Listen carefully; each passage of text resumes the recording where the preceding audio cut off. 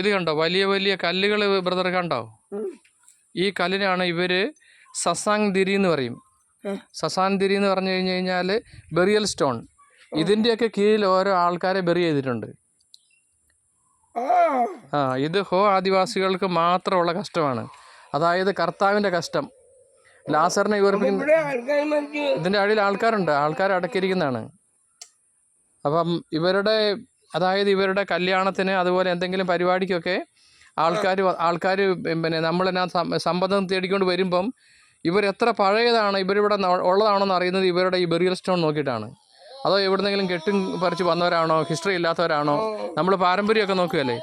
അപ്പം ഇതുപോലെ നമുക്ക് വലിയ കല്ലുകൾ ഇതുണ്ടോ. ഈ കല്ലൊക്കെ അന്നത്തെ കാലത്ത് അന്ന് ട്രാക്ടർ ഇല്ല, ഒന്നുമില്ല. ഇതൊക്കെ എങ്ങനെയാണ് കൊണ്ടുവരുന്നറിയാമോ? ഇവർ കാട്ടിൽ പോയിട്ട് കല്ല് കണ്ടുപിടിച്ചിട്ട് നമ്മളുടെ കാളവണ്ടിയുടെ ആ 2 ബീമില്ലേ, ആ 2 ബീമും എടുക്കും, അതിൻ്റെ ചക്രം മാത്രം ഫിറ്റ് ചെയ്യും.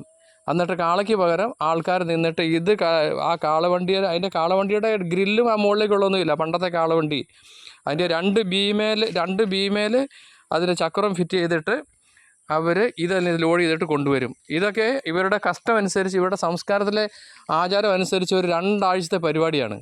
അത് കാട്ടിൽ പോവുക, കല്ല് കണ്ടുപിടിക്കുക, കല്ല് വെട്ടി റെഡിയാക്കുക, എന്നിട്ട് ഇതിനെ കൊണ്ടുവരിക, എന്നിട്ട് ഇതിനെ വെക്കുക. പിന്നെ ഇതിനെ വെക്കുന്ന സമയത്ത് അവർക്ക് അതിൻ്റെ പ്രാർത്ഥനകളൊക്കെ ഉണ്ട്.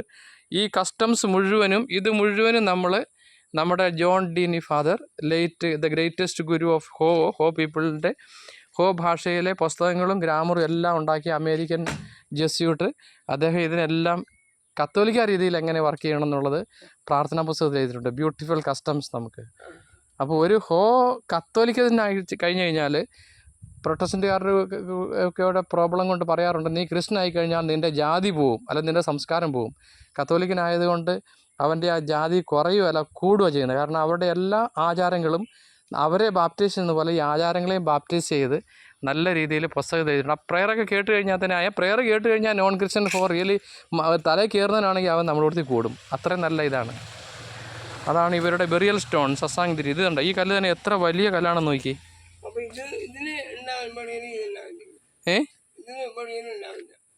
ഇനി അവിടെ ബെറിയലില്ല.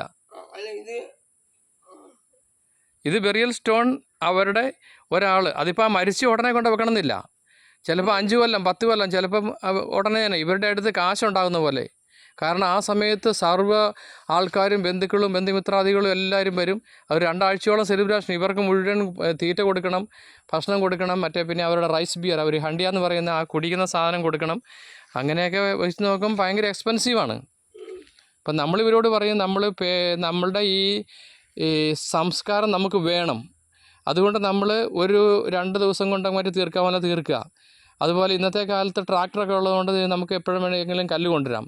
നിങ്ങൾ വലിയ അധികം കല്ലിന് പോകാതെ, അല്ലെങ്കിൽ നിങ്ങൾ സിമെൻറ്റും കൊണ്ടൊക്കെ സ്ലാബ് ഉണ്ടാക്കുക. എല്ലായിടത്തും നമ്മൾ മരിച്ചു കഴിഞ്ഞിട്ട് 5 അല്ലെങ്കിൽ 7 9 ഒക്കെ സെലിബ്രേറ്റ് ചെയ്യില്ല. അങ്ങനെയുള്ളൊരു ഇത് ഉണ്ട്. അതിനോടുകൂടി നിങ്ങൾ 3 5 7 ഏത് ദിവസമാണ് നിങ്ങൾ ആചരിക്കുന്നത്, ആ ദിവസം നിങ്ങൾ എവിടെന്നെങ്കിലും കല്ലും സംഘടിപ്പിച്ചിട്ട് കല്ലും കൂടി ഒറ്റയടിക്ക് നിങ്ങൾ ആചാരങ്ങൾ മുഴുവൻ തീർക്കുക. അതായത് നിങ്ങളുടെ 3-4 വർഷത്തെ സമ്പാദ്യം മുഴുവനും ഈ 2 ആഴ്ച തീറ്റ കൊടുത്ത് അതൊക്കെ നമ്മൾ പറയുന്നു, അവർ അംഗീകരിക്കുന്നു. ഞാൻ 25 വർഷങ്ങൾക്ക് ശേഷമല്ല ഈ ഹോ ഏരിയയിലേക്ക് തിരിച്ചു വരുന്നത്. അപ്പോഴും നമ്മൾ പഠിപ്പിച്ചതും ഞാനും അരളിച്ചനും പഠിപ്പിച്ചതും പുസ്തകത്തിലുള്ള കസ്റ്റംസും എല്ലാം പോയി. ഇപ്പം പിന്നെ അറിവില്ലായ്മ കൊണ്ട് ജനം നശിക്കുമെന്ന് പറഞ്ഞ പോലെ ആ അവസ്ഥയിലേക്ക് പോയി.